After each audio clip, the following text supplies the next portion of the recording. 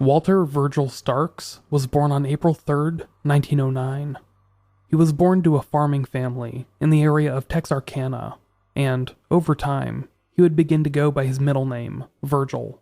During his childhood, Virgil would meet a girl named Catherine Isla Strickland, who went by a nickname of her own, Katie.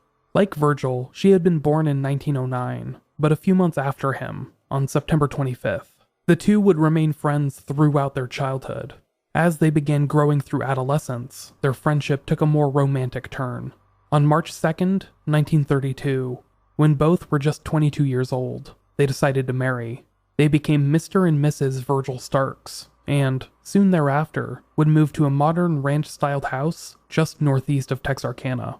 This house, which was on a 500-acre farm, would become the Starks' marital home. Virgil worked primarily as a farmer, but would occasionally do some welding work for neighborhood farms. The home they lived in was just across the street from Katie's sister, and was within 2 miles of both Virgil's brother and father. The couple would have no children, but they lived a very comfortable life. They enjoyed one another's company, and they grew to love each other dearly. May 3rd, 1946, was just like any other Friday for Virgil and Katie Starks. Virgil, now 37 years old, called it quits in the early evening. Just before 9 p.m., he was finally getting to unwind and relax after an exhausting day. Virgil turned on his favorite weekly radio show, and then sat down in his favorite chair in the family's sitting room, located just off of the kitchen and the bedroom. As he listened to the radio, he began looking through the day's edition of the newspaper. Katie brought her husband a heating pad for his sore back, and then kissed him goodnight. She was tired, and began heading to the nearby bedroom to lie down for the evening.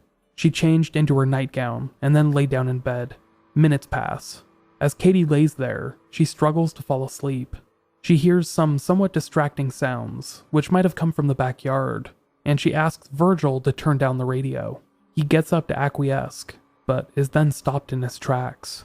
Just seconds after asking him to turn down the radio, Katie, in the nearby bedroom, hears what sounds like the breaking of glass. She stands and rushes out to the nearby sitting room, where she sees Virgil standing, before immediately dropping back down into his armchair. Virgil's face was now covered in blood. He has just been shot, and Katie can't tell immediately how many times.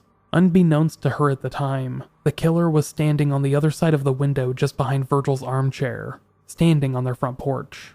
Katie rushes over to her husband to try and help, but almost instantly she is hit with the crushing realization that there is nothing she could do. He is already dead. As such, she rushes over to the telephone to try and at least call the police. She manages to ring the wall crank twice before she is herself shot twice.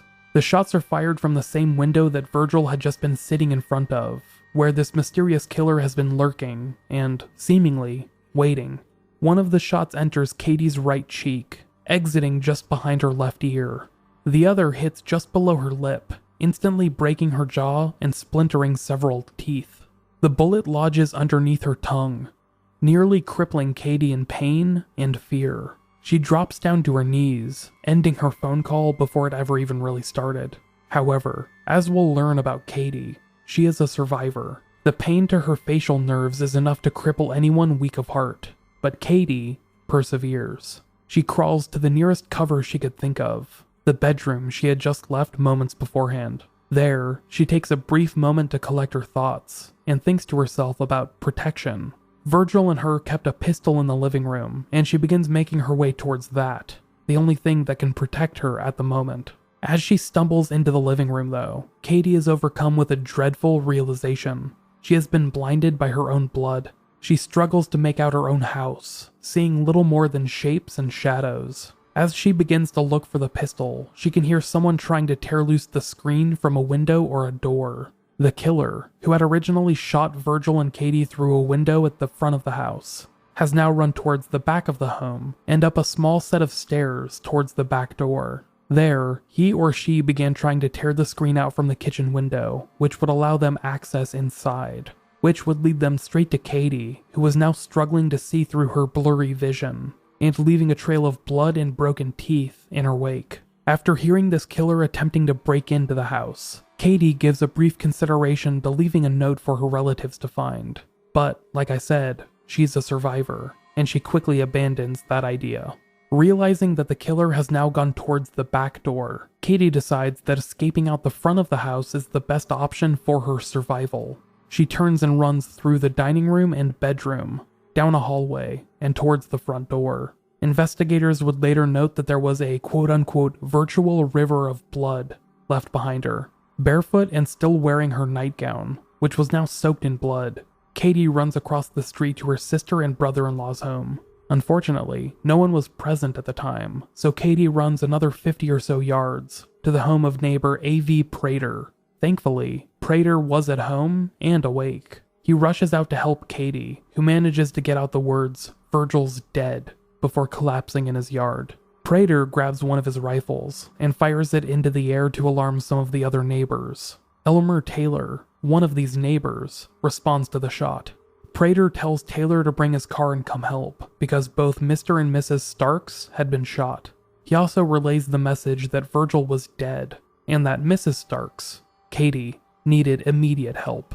Prater, as well as his wife and baby, travel with Taylor and Katie Starks to Michael Meagher Hospital, which is now known as the Miller County Health Unit. On the trip there, Katie struggled to remain conscious. In her dazed state, she even yanked out one of her broken teeth, which contained a gold filling, and gave it to Taylor as compensation for his help.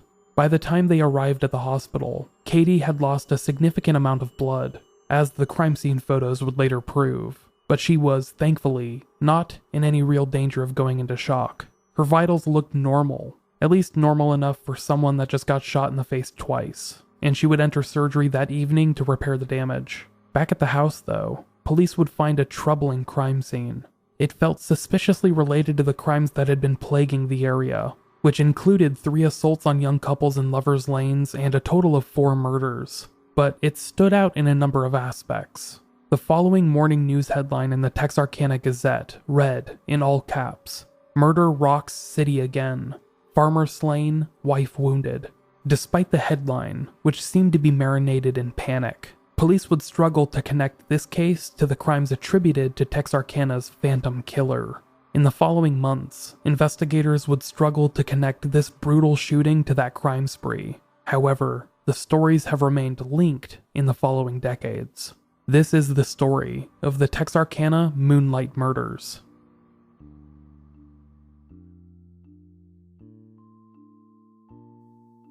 Welcome to Unresolved. I am your host, Micheal Whelan. This episode is the second half of a mystery that has lingered over both Texas and Arkansas for almost a century. If you have not listened to part 1 as of yet, then I highly encourage you to do just that before listening any further. Just go back and give part 1 a listen. This episode will be waiting for you when you get here. If you would like to learn how to support Unresolved, please consider heading to patreon.com/unresolvedpod. There, you could get access to commercial-free episodes, bonus episodes, and much more. Once again, that's at patreon.com/unresolvedpod. If you want to learn more about the podcast, please listen through to the close. I'll also include a promo for my friend Erica, who hosts the podcast Southern Fried True Crime. In addition to having one of the best voices in podcasting, she's also a wonderful person, and I cannot recommend her show enough. Now, without any further ado, let's turn back the dial, where another shooting has rocked the area of Texarkana. But this time, it happened on the Arkansas side of town.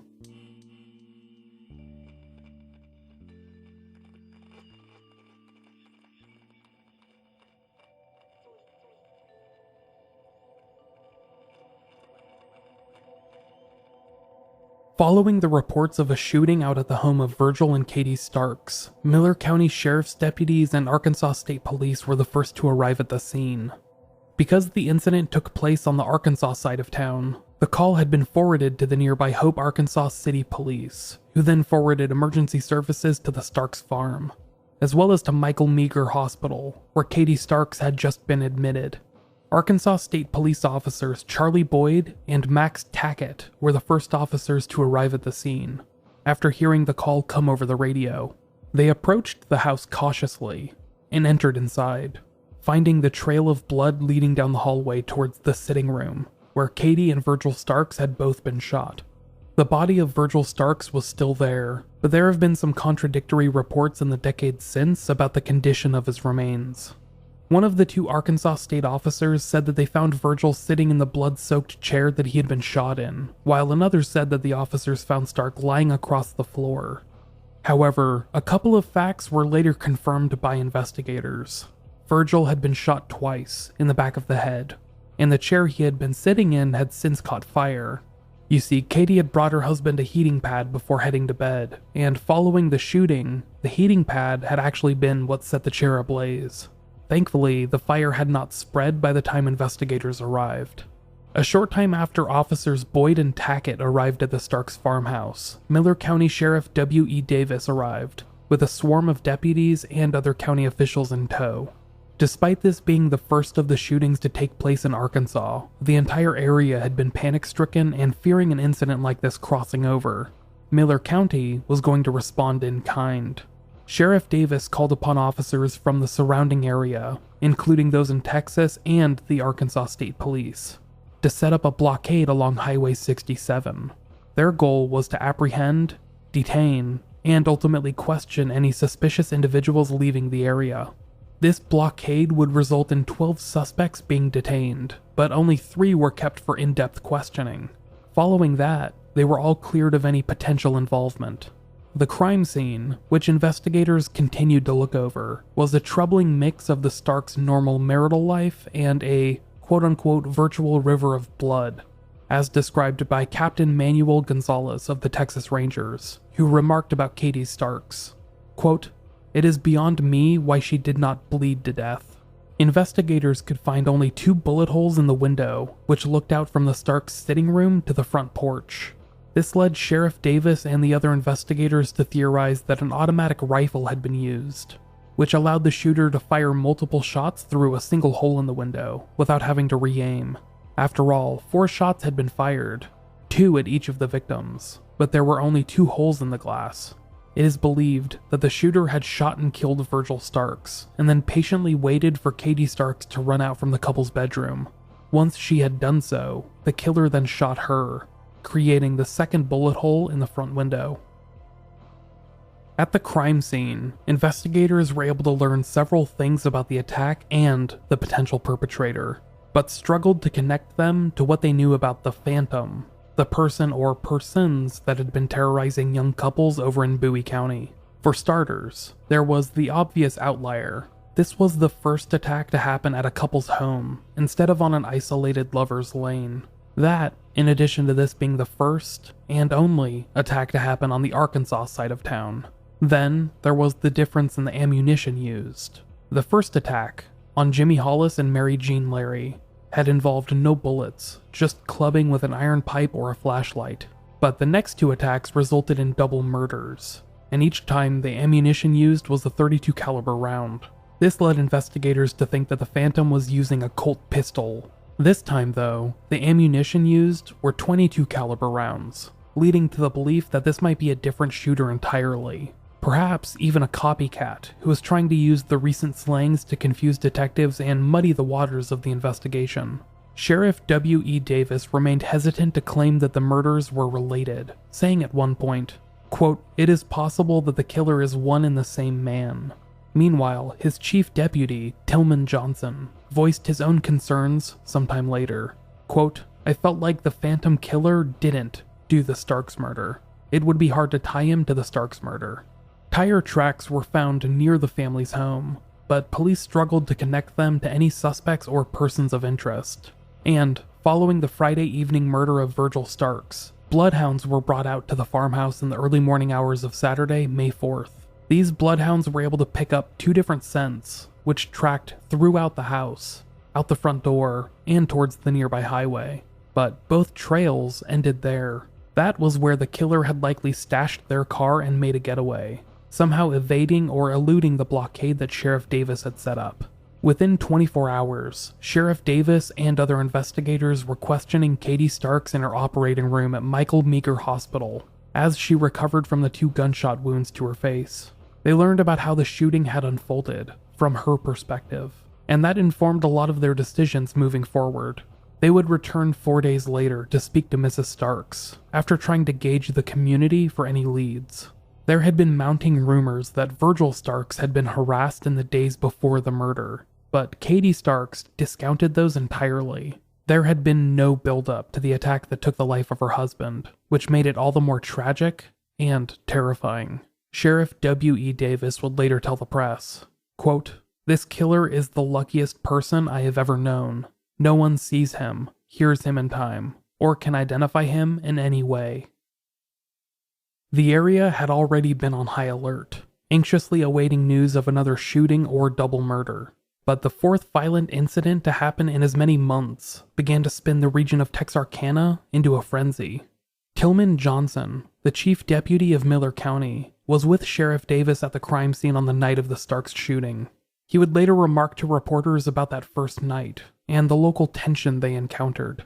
Quote, "We tried to secure the crime scene, and we were in and out of there all night long. We were running around, trying to find leads and gather what evidence we could. We tried to interview some people and question some suspects. We went to other people's homes in the area to see if they had heard or had seen anything. People would stand out near the front of their homes and yell at you to identify yourself before you got too close. You had to identify yourself, or you would get shot."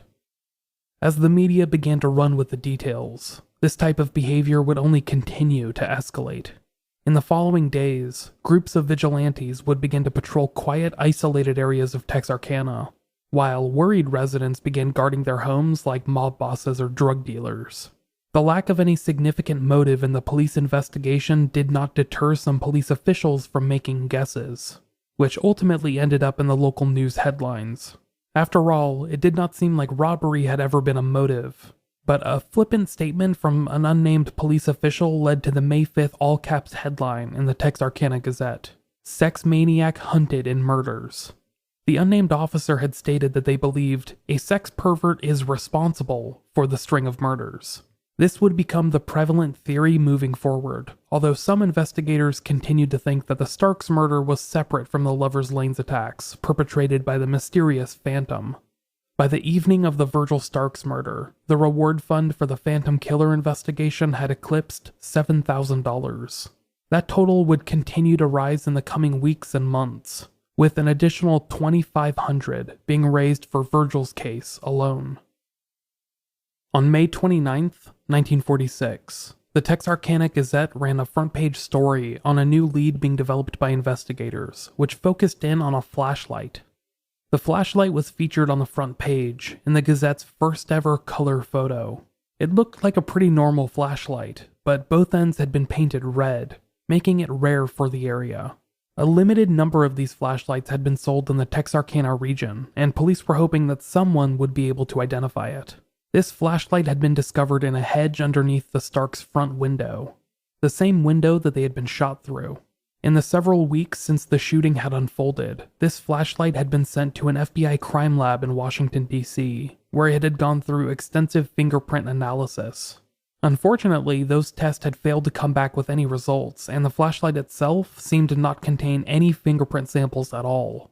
Because of this, police felt comfortable floating this lead to the press, as a diversion from the more extravagant stories being spun about sex maniacs and perverts. Ultimately, this was unsuccessful in identifying any persons of interest in the investigation. Following the murder of Virgil Starks, the investigation, headed by both the Texas Rangers and now the Arkansas State Police, was given additional resources to combat the threat identified as the Phantom Killer. State-of-the-art police equipment was shipped from Austin, Texas, which was described as the best in the country by flamboyant Texas Ranger Captain Gonzalez. This included a mobile radio station, which allowed officers to communicate with each other in their vehicles via two-way radios. We now know this as standard police equipment, but in 1946, this was revolutionary. In addition, a teletype machine was installed in the Bowie County Sheriff's Office, which allowed for easier communication between jurisdictions and departments. Just days after the murder of Virgil Starks, between May 7th and May 8th, this technology allowed for the spread of information about a red-haired man that was being hunted as part of the probe into the Phantom slayings. He was apparently a former German prisoner of war who wore a GI jacket, who was rumored to have multiple weapons in his possession. He had allegedly threatened several of the area's residents, including one while hitchhiking through the area, so it was possible that he was a vagabond. Ultimately, nothing came of this lead, but the new technology allowed departments and investigators to share the information with ease. Rumors continued to proliferate the case of the Phantom Killer, which had now extended to include the shooting of Virgil and Katie Starks, as well as the February assault of Jimmy Hollis and Mary Jean Larey. One of the most popular theories throughout Texarkana was that each of the victims had personally run afoul of the shooter, who was now attempting to scare or hunt them down in revenge. Police discounted this outright, because there was nothing linking together the victims, other than being in an isolated place during a weekend evening. Then, there was the theory that the killer was a sex-crazed maniac run amok, which seemed to be actually popular with investigators. After all, the first 3 attacks contained evidence of a sexual assault, and it seemed like that might have been the attacker's motivation. Then, we have the theories that regard specific people. Every suspicious individual throughout the area was being tossed around as a suspect, their name being dragged through the mud as a sexual sadist.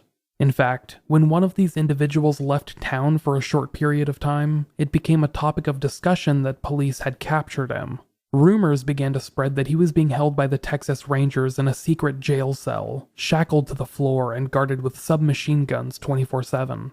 When this resident returned, he had to downplay the allegations in an attempt to salvage his reputation. Bowie County Sheriff Bill Presley had to ask citizens to remain calm in the wake of this violence, and refrain from making broad accusations.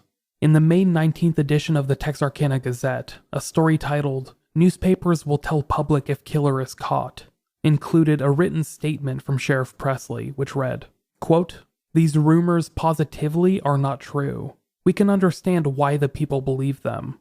All of us are tense and hopeful that at any hour officers will announce they have the killer in custody. The people must not become so anxious to rid themselves of the killer, however, that they brand innocent persons as the murderer and believe unfounded stories. The investigating officers have announced that when and if the killer is apprehended or killed, the public will be given the full story through the newspapers. We reaffirm this statement.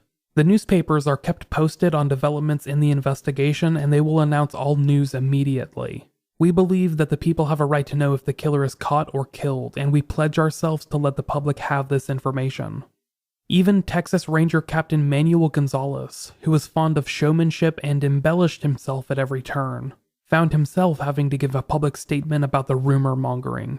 In a radio interview, he described the area's gossip as harmful. Quote, "These rumors only take the officers from the main route of the investigation. It is so important that we capture this man that we cannot afford to overlook any lead, no matter how fantastic it may seem." Following the May 3rd murder of Virgil Starks, Texarkana residents were eagerly awaiting answers from law enforcement.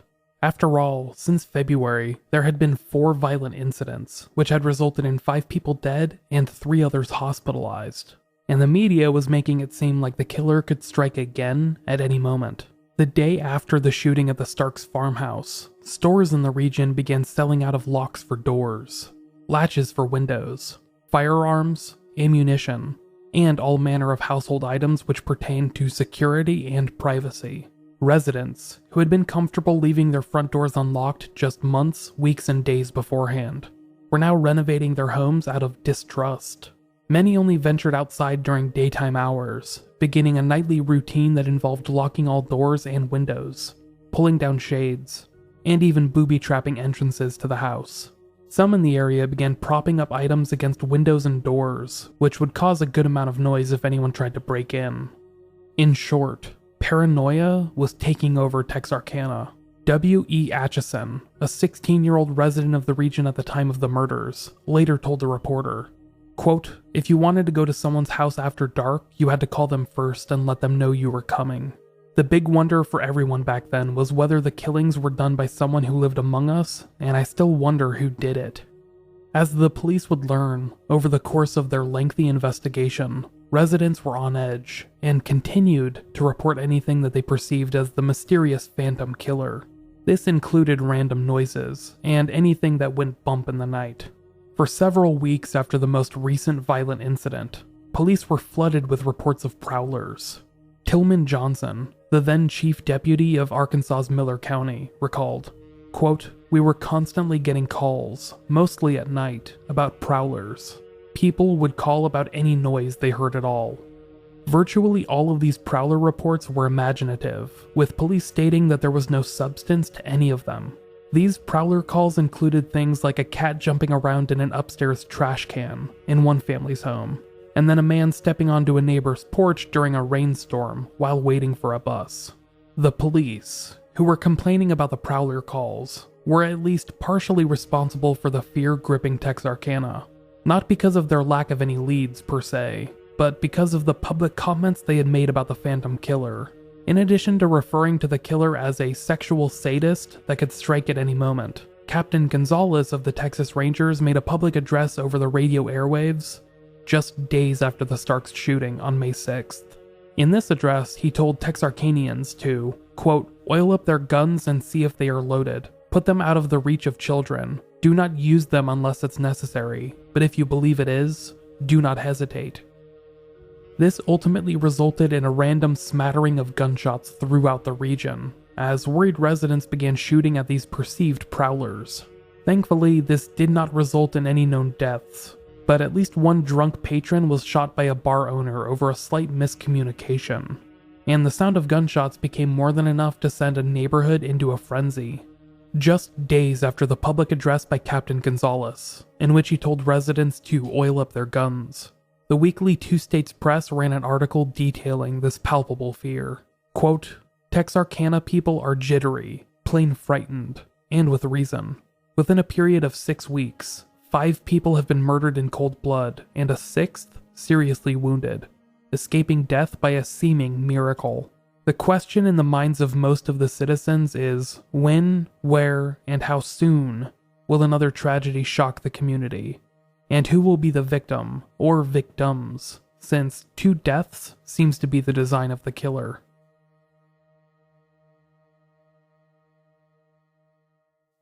One of the biggest issues that investigators faced in trying to track down this mysterious phantom killer was weeding through all of the information given to them. Not only were residents reporting every perceived social infraction by neighbors and colleagues, but police began receiving multiple confessions from people claiming to be the Phantom.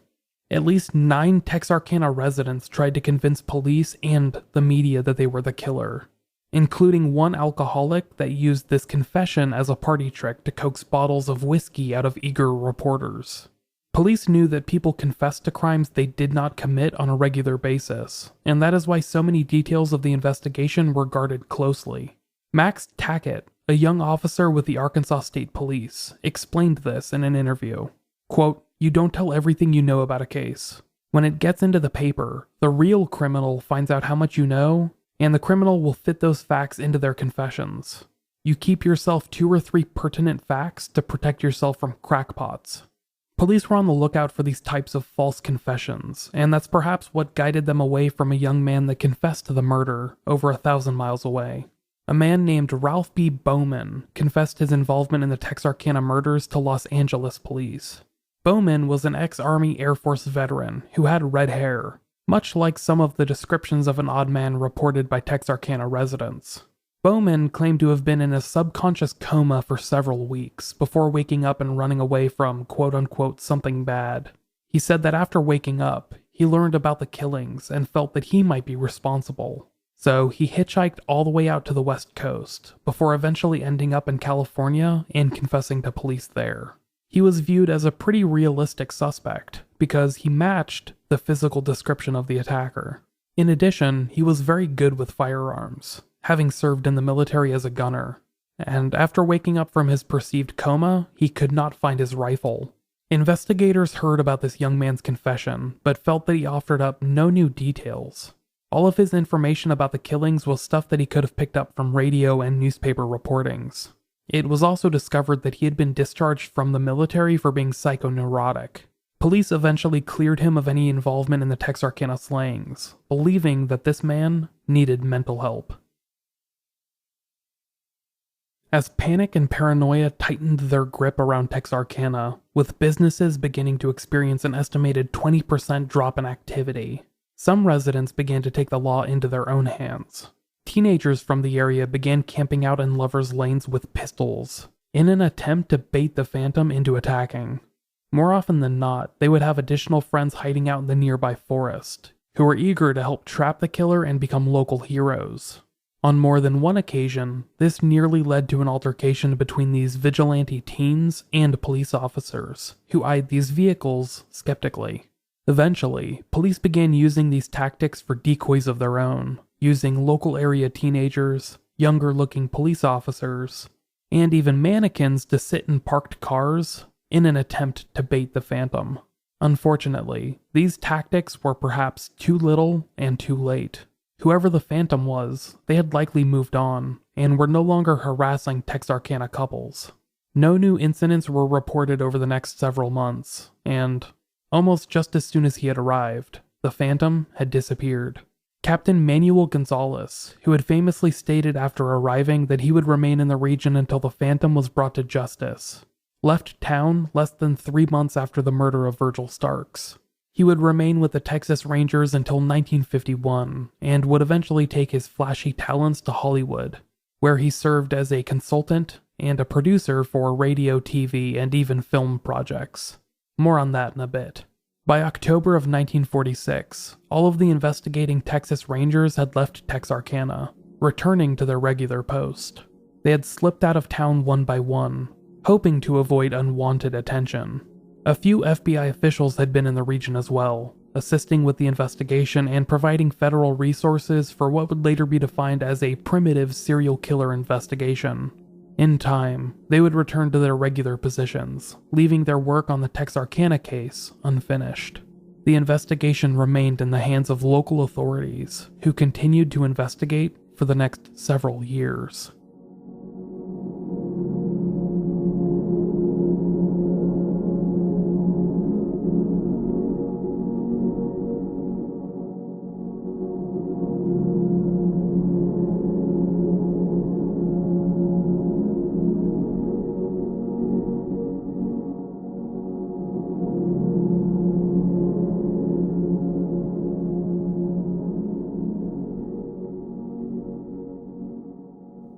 Before we continue on in the episode, we're going to pause to hear a brief word from our sponsors.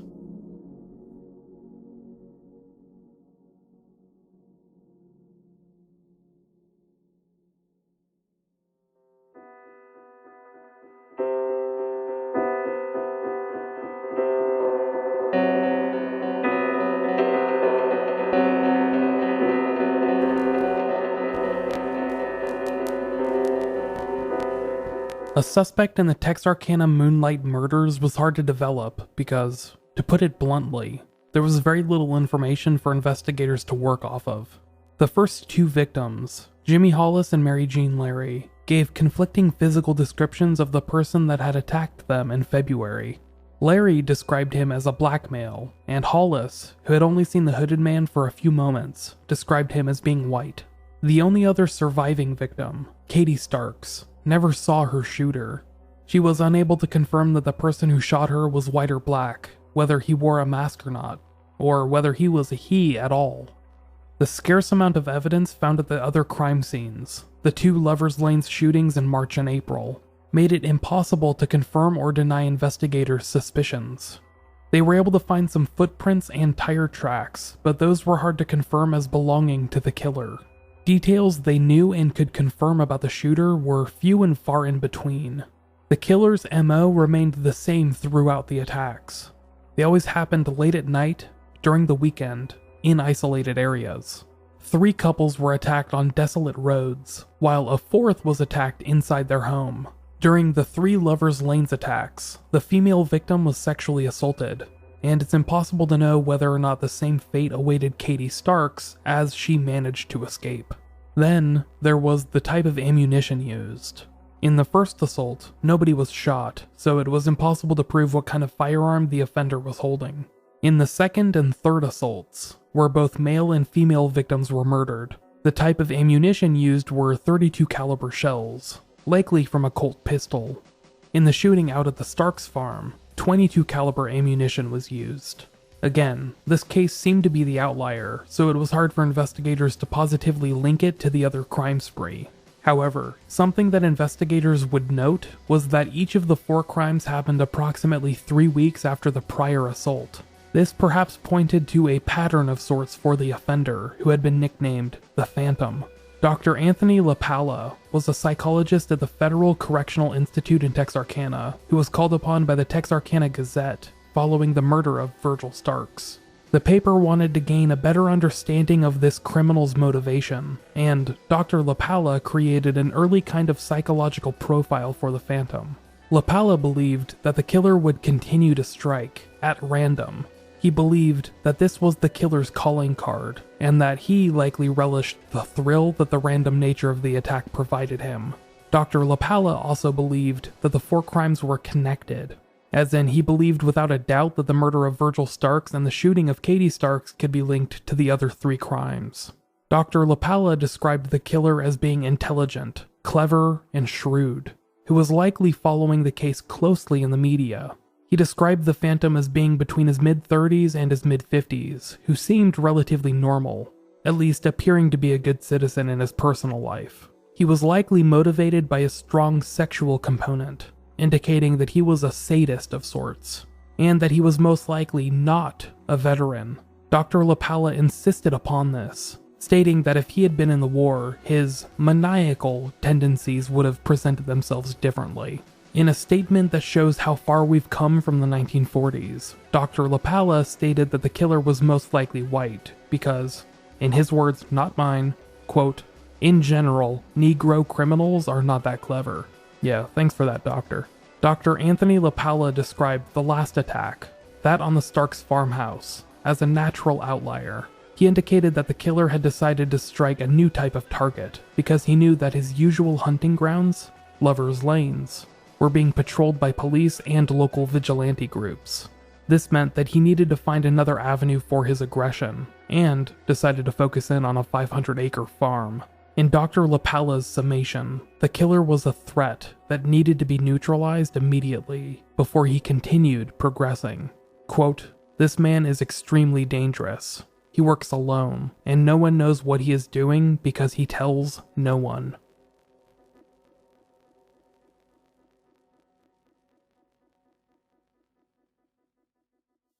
As the investigation struggled to gain a foothold in the weeks after the most recent crime, one young officer made a breakthrough. 33-year-old Max Tackett was an Arkansas State Police officer who had gotten involved in the case following the murder of Virgil Starks. He was actually one of the 2 officers that first responded to the crime scene, and he would remain entangled in the case in the following years. Officer Tackett made the realization that, on each of the nights that the Phantom Killer struck, a car had been stolen from the area.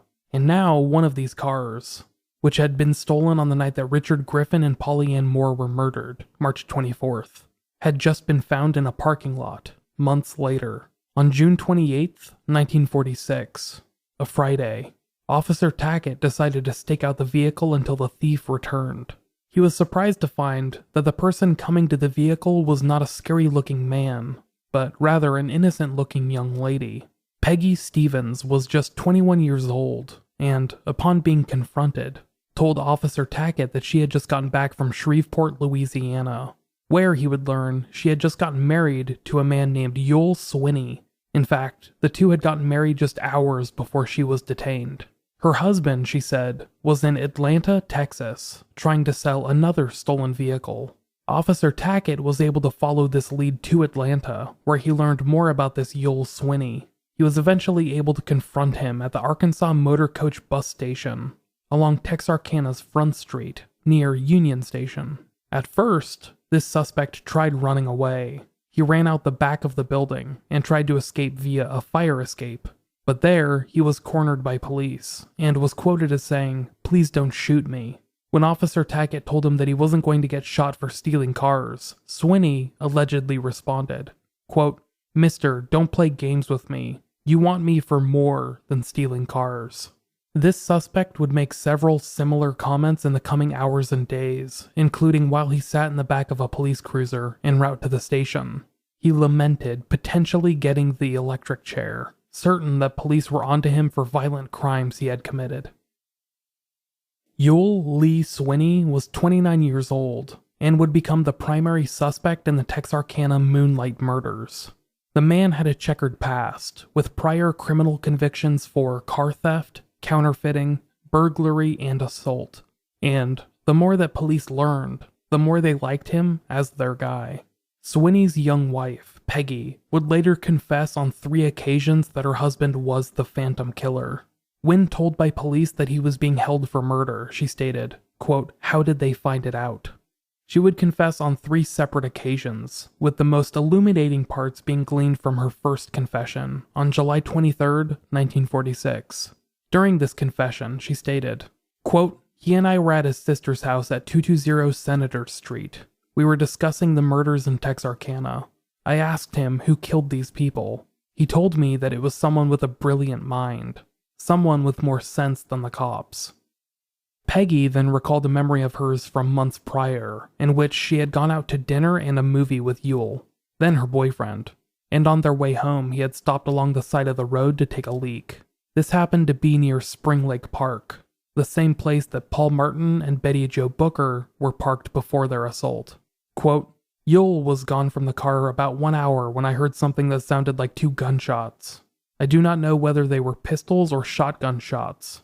It was just getting daylight when he came back to the car and started driving out of the park at a rapid rate of speed.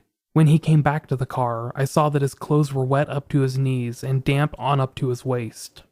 The day after this first confession, July 24th, Peggy Swinney confessed yet again, but changed up her statements ever so slightly. She described herself as less of an ignorant girlfriend and more as a bystander to the various crimes perpetrated by her new husband. She claimed to be a bystander to the crimes, and said that she had actually witnessed the murders of Paul Martin and Betty Jo Booker. Murders, she said, came as a result of a robbery gone wrong. Peggy Swinney would confess on one more occasion, on November 22, 1946. But she would also provide law enforcement with several details that pointed towards her telling the truth. She took police out to the spot where Paul Martin's vehicle had been found, and told them that she had been there in the woods, watching the crime take place. Sure enough, police had found a woman's heel print at the crime scene, and were shocked to hear this new detail. She then gave police details that had not been made public, including information about Paul Martin's date book. She told police that this date book had been thrown into some bushes nearby the crime scene, and sure enough, it actually had been.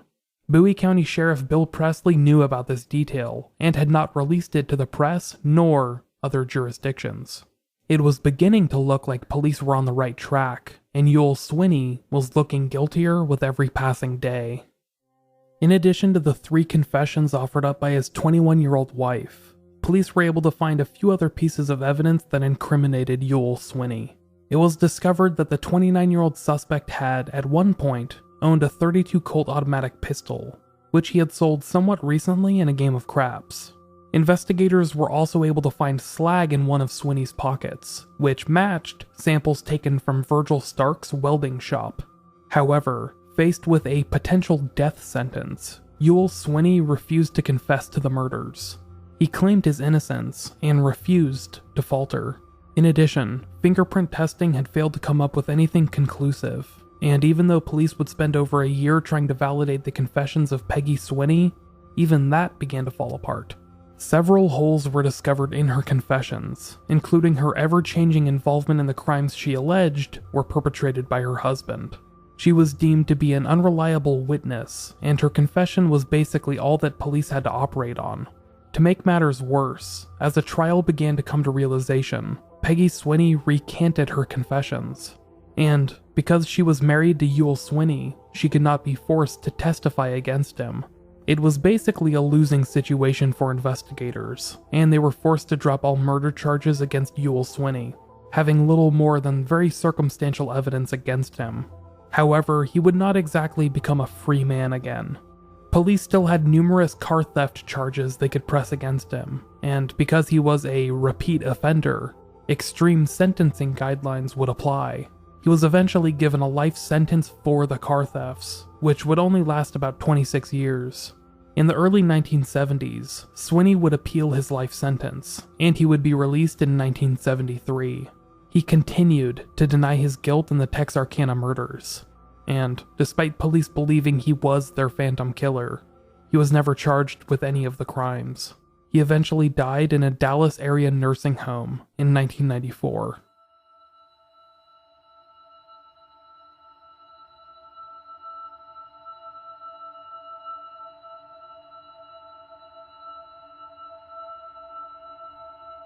The investigation to find Texarkana's phantom killer faltered in the following months and years, eventually becoming an important component of the area's history. The killing spree, later dubbed the Texarkana Moonlight Murders, would be voted both Texas and Arkansas's #1 most followed news story for 1946. Then, 2 years later, the case made headlines once again when a second suspect was identified by police. However, unlike Ewell Sweeney, this suspect would not have to endure a lengthy investigation, because they had already taken their own life. Henry Booker Tennyson, more commonly known by his abbreviation HB, or his nickname Duty, was an 18-year-old freshman at the University of Arkansas.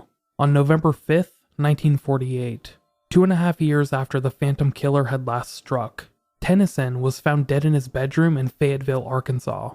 The local police official, Washington County Sheriff Bruce Kreider, would discover that just 2 days before, on November 3rd, Tennyson had purchased cyanide of mercury. He said at the time that it had been purchased as a rat poison. Inside Tennyson's bedroom was a confusing note, which contained a riddle for investigators to solve. It pertained to Tennyson's lockbox, which contained a sturdy lock. Investigators quickly learned that the riddle pointed to a BB fountain pen, which contained a note inside of it. This note contained the combination for the lockbox, and police would also discover that the cap of the pen contained the cyanide of mercury that Tennyson had used to kill himself.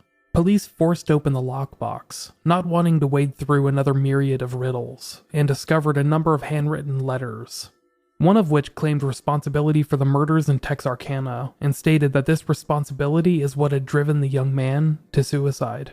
An excerpt of the letter, which ran for nearly 3 paragraphs, read, quote, "Why did I take my own life? Well, when you committed 2 double murders, you would too. Yes, I did kill Betty Jo Booker and Paul Martin in the city park that night, and killed Mr. Starks and tried to get Mrs. Starks. You wouldn't have guessed it. I did it when Mother was either out or asleep, and no one saw me do it. For the guns, I disassembled them and discarded them in different places."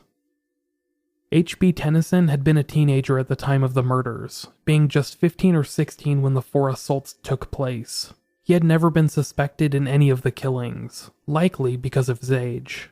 Investigators would discover that Tennyson had played in the same high school band as murder victim Betty Jo Booker, but they weren't exactly friends. They both played brass instruments, with Betty playing saxophone and Tennyson playing trombone, but nobody really knew that they were acquainted with one another. Other than this, police could find nothing linking Tennyson to the other victims. The emergence of this young man as a suspect was a revelation for investigators, but over time, they would begin to doubt the suicide note left by Tennyson. Police found other notes in the lockbox, which seemed to blame his lifelong depression for his suicide, and which made it seem like Tennyson had an overactive imagination. He liked to take credit for things that just were not possible, and made fanciful claims about his young life, things investigators could easily disprove. H.B. Tennyson's brothers agreed with this assertion, that Duty, as they called him, liked to tell stories. His family also told police that he did not have access to the weapons which were used to kill the 5 victims, and none of Tennyson's fingerprints proved a match for those recovered at any of the crime scenes. In addition, James Freeman, one of Tennyson's childhood friends, said that on the night of Virgil Stark's murder he had been with Tennyson. They were at home, playing games, and Freeman only remembered because it was that night they found out about the assault together. Just like some of the other leads developed in the aftermath of the killing, H.B. Tennyson's suicide letter was later deemed irrelevant to the investigation. In January of 1949, a 26-year-old black man was arrested in relation to a violent double murder and soon found himself suspected of involvement in the Texarkana Moonlight murders. I would include this man's name, but it wasn't listed in any of the reporting I found, so apologies. This man had been arrested for killing a young black couple in Waco, Texas, and in the execution of that crime, he had sexually assaulted the female victim. At the time, January of 1949, he had reportedly confessed to the crime, giving police details that confirmed he was the responsible party. However, in the following investigation, police discovered that this young man had worked for Virgil Starks, the last alleged murder victim of the Phantom Killer. And in fact, he had actually been living on the Starks' property when the crime was committed, which raised some eyebrows. No charges were filed against this young man for the Texarkana crimes, but he was eventually given a life sentence for the other crimes he had confessed to.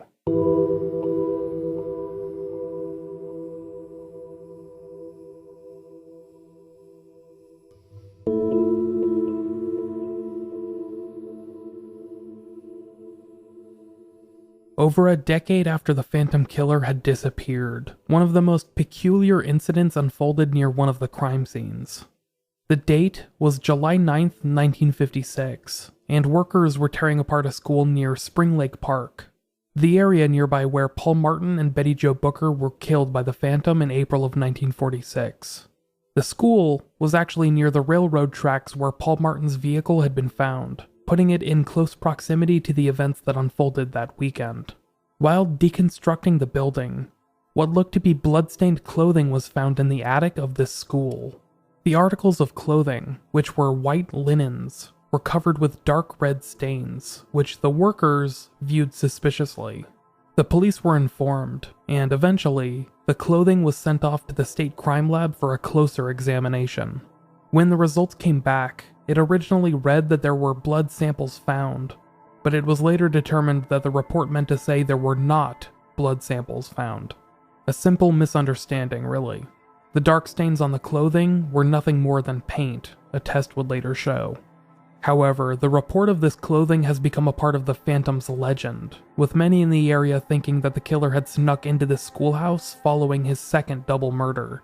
There, he had apparently stashed these articles of clothing in the attic, and either promptly forgot about them, or left them there to be discovered years later. This is all, of course, nothing more than a silly rumor, which was disproven several times by investigators. Between 1968 and 1969, a serial killer named the Zodiac emerged from the San Francisco Bay Area, where he haunted and hunted his victims in isolated areas, such as lovers' lanes and quiet parks. The Zodiac Killer has a reputation that precedes him, and I just covered his story a few months ago on this very podcast. However, to make matters short, the Zodiac was a killer that enjoyed the media attention his crimes allowed him, and he mostly targeted couples, for some unknown reason. In at least one of his crimes, he used a bright flashlight to disorient his victims, and one of his survivors described him wearing a hooded costume, very similar to that seen in comic books by supervillains. Many have pointed to these two similarities, the flashlight and the hood/mask, as a potential link between the Zodiac and the Phantom. Both were killers that operated at night, in isolated areas, but were separated by geographical distance and nearly 25 years. The Zodiac was described by survivors as being relatively young, so the timeline doesn't really match up. After all, if we assume that the Phantom was at least 18 when he committed the Texarkana killings, he would have to be in at least his early 40s during the Zodiac assaults, if not older. Then again, that timeline might actually work, with some descriptions of the Zodiac ranging anywhere between his mid-20s to his mid-40s. Many seem to believe that the Zodiac might have just been inspired by the prior Texarkana attacks, having read or heard about them in the news. Perhaps he saw that this mysterious Phantom had accidentally become a larger-than-life supervillain, and wanted to recreate that with his own moniker. Nothing definitive has ever been found linking the two together, but a discussion about the Phantom Killer remains unfinished without at least mentioning the Zodiac, and vice versa.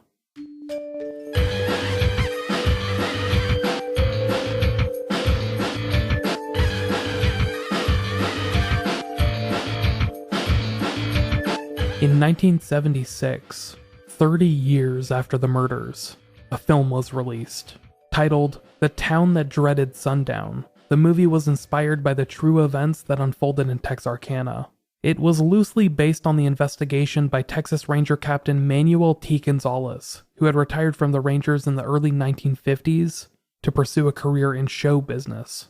Many claim that Captain Gonzalez took credit for several things he wasn't responsible for, but that did not really surprise anyone at the time. The film changed names and dates, and expressed its artistic license throughout, but was actually filmed in Texarkana. In fact, many of the extras and supporting cast were natives, some of whom still live there today. The director, Charles B. Pierce, had grown up in the region and was just a child when the Phantom Killer became the area's boogeyman. In return, Pierce decided to immortalize the events in a film that many credit for helping popularize the slasher genre of horror films. The Town That Dreaded Sundown has become what Texarkana is perhaps most well known for, and the film is shown annually at local film festivals and festive screenings. Every Halloween, residents of Texarkana gather near Spring Lake Park, the area that Paul Martin and Betty Jo Booker were killed near, to participate in a showing of the film. The popularity of this film even led to a 2014 meta-sequel, produced by Hollywood heavyweights Jason Blum and Ryan Murphy. While many expressed displeasure at the original film, which they believe turned a town's real tragedy into schlocky horror, almost everyone agrees that it got several aspects correct. Namely, the panic that gripped tight around the region and squeezed until the area earned the nickname given to it in the film, the Town That Dreaded Sundown. Following the first attack credited to the Phantom, which took place on February 22, 1946, the two victims survived. Jimmy Hollis and Mary Larry were out on a double date, which was interrupted by the masked man that assaulted them. From that day forward, their lives were forever changed, but they continued living. Mary Jean Larry, who had been assaulted by the Phantom, was released from the hospital the morning after. She struggled to overcome the emotional trauma inflicted upon her, and struggled with a lifelong assortment of fears and nightmares. Jimmy Hollis recovered from his multiple skull fractures. Eventually, in time, those healed completely and he was able to return to his life. He was questioned several times by police, but throughout each round of questioning, he was never able to recall any definitive details about his attacker. Nothing that could prove useful, anyhow. Following his release from the hospital, Jimmy and Mary spent about a week together. Unfortunately, their burgeoning romance did not last long, and they would remain linked only in their memories. Jimmy moved away from the region. He moved about an hour south to Shreveport, Louisiana, where he eventually started a family. He would marry, and ultimately have 7 kids. It was even rumored that he worked for NASA at one point, and he went on to live a normal and happy life. In 1974, at the age of 54, he would pass away in his sleep. Mary Jean Larry's life was sadly cut short. She moved to Billings, Montana, where she would end up succumbing to cancer in 1965, at the young age of 38. Meanwhile, Katie Starks, the third and last survivor, was widowed following the murder of her husband, Virgil. She would survive the gunshots to her face and would recover completely. Eventually, she remarried, becoming Katie Starks Sutton. Katie was a true survivor, who would only be outlived by some junior police officials. When she died on July 3rd, 1994, almost all of the sheriffs and original detectives had passed away, making her one of the last living components of an investigation half a century old. She was survived by her second husband, Forrest Sutton, who was later buried next to her. On the other side of Katie was the first husband she had loved, Virgil, whose death brought an end to the Phantom's killing spree. The case of the Phantom Killer, the investigation later dubbed the Texarkana Moonlight Murders, has yet to be solved. Many believe it never will be. Most, if not all, of the original case files and documents have gone missing. Most information that journalists work off of is historical record at this point, with the murder spree's 75th anniversary fast approaching. The perpetrator of this mysterious spree, this Phantom, has inspired films and TV shows for years now. Many believe that the urban legend of the Hookman haunting teenagers on a quiet lover's lane, was derived from Texarkana in the 1940s. It's also believed that the Phantom is one of America's earliest examples of a serial killer, a term that wasn't even documented until the case had already grown cold. Every now and then, rumors and gossip bring the case back into the limelight. Sometimes it's based on something substantial, like a 2014 book written by Texarkana Gazette reporter James Presley, the nephew of former Bowie County Sheriff Bill Presley. This book looked through the historical documents surrounding the case and came to the belief that Ewell Swinney, the man investigators believe perpetrated the killings, who remained in prison for car theft until 1973, was without a doubt the Phantom Killer. But for every worthwhile lead, such as this book, there are an endless amount of pointless theories, such as the ones surrounding the Zodiac, blood-stained clothing found in an attic, etc. It's hard to determine whether or not police at the time ever stood a shot, whether they could have actually captured the Phantom were it not for the media's constant hounding them for leads, and figures such as Texas Ranger Manny Gonzalez enjoying every second in the limelight. Could investigators have solved this case back in 1946 without the distractions? It's impossible to say. Perhaps this was just one of those investigations that was doomed from the beginning. The murders of Richard Griffin, Polly Ann Moore, Paul Martin, Betty Jo Booker, and Virgil Starks remain unresolved.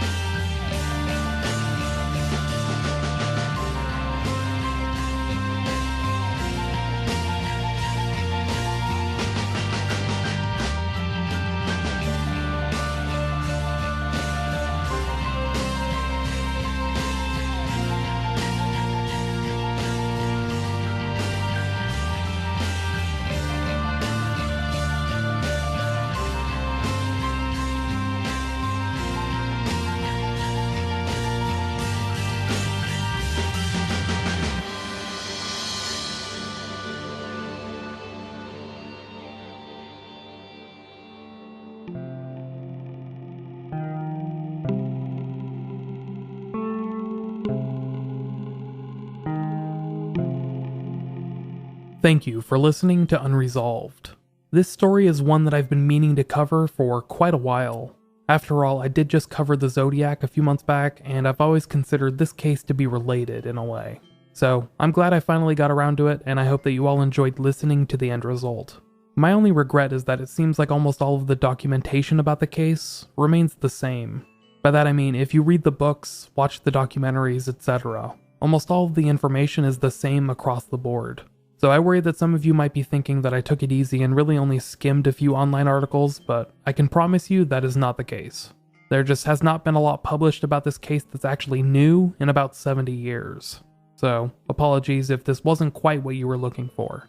I tried to include some new things that I haven't seen addressed elsewhere, as my goal is to always provide a new take or perspective at something, but yeah. Unfortunately, a lot of this stuff hasn't been really researched or documented since the late 1940s, so I really take what I could get. If you would like to keep in touch with myself or the podcast, you could do so by finding Unresolved on social media. We're on Facebook, Twitter, and Instagram. Just search for Unresolved Pod and it should pop up. If you would like to send in an email, you could do so by sending them in to michael@unresolved.me. Once again, that's Michael with the E before the A, and it's michael@unresolved.me. Also, if you would like to shoot in a text message or leave a voicemail, you could do so by hitting up the podcast phone line at 831-200-3550. Once again, that's 831-200-3550.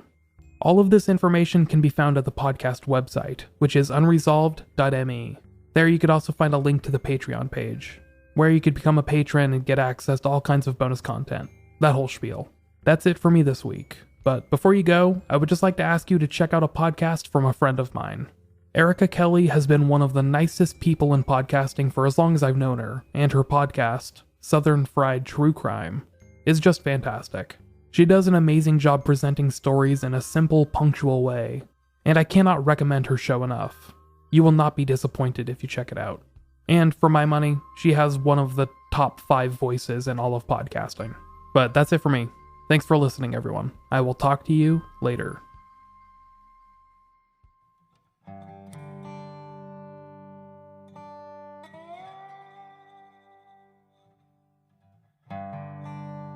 Hey there, this is Erica Kelly, host of the podcast Southern Fried True Crime. Each week, I take a look at a different Southern crime, and like any good gossip, I'm interested in anyone or anything. I cover contemporary and historical cases, and I love listener suggestions. Come join me as I explore the dark underbelly of the Deep South. I'm a one-woman show in a narrative format, kind of like sitting by the fire and listening to a story. So pull up a chair and subscribe if you're interested. I'd love to have you. You can find me on iTunes, Stitcher, Google Play, and just about any podcast platform.